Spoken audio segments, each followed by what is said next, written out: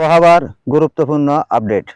এই মাত্র ঢাকা আবহাওয়া অফিস থেকে জানানো গেল, ঢাকা, খুলনা, বরিশাল, কুমিল্লা ও চট্টগ্রাম বিভাগের অধিকাংশ জায়গায় উত্তর উত্তর পশ্চিম দিক থেকে 60 থেকে 80 কিলোমিটার বেগে কালবৈশাখী ঝোড়ো হাওয়া বয়ে যেতে পারে।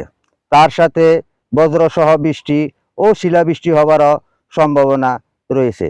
তাই কৃষি ভাইদেরকে অতি সাবধানতায় চলাচল করতে বলা হয়েছে।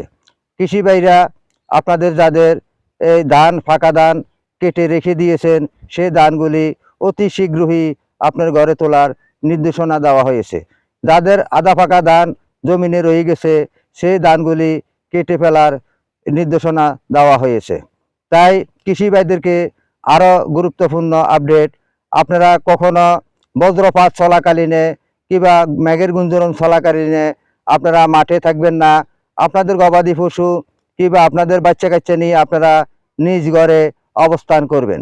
কোনো গাছের নিচে আপনারা আশ্রয় নেবেন না, কারণ কালবৈশাখী ঝড় অনেকটাই ফলন ঘটায়। 80 থেকে 90 কিংবা 90 থেকে 115 কিলোমিটার বেগে পর্যন্ত পলায়ন ঘটায়। তখন আপনার ঘরের টিন উড়িয়ে নিয়ে যায় কিংবা গাছপালা উকড়িয়ে পড়ে, গাছের চাপা পড়ে অনেক মানুষ মারা যায়। ভাইদেরকে বলতেছি, সকল সদস্যদেরকে বলতেছি, আপনারা কেউ ঘরের জানালা ধরে দাঁড়াবেন না, ঘরের দরজায় দাঁড়াবেন না।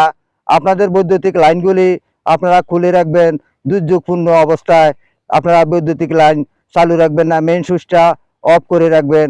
কারণ যখন বজ্রপাত হয় কিংবা বিজলি চমকায়, তখন কয়েক হাজার ভোল্টে এই বিজলিগুলা চমকায়।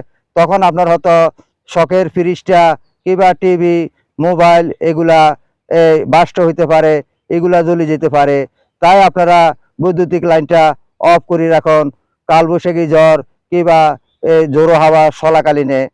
তাই আপনাদেরকে সেই সাবধানতায় চলাচল করতে বলা হয়েছে।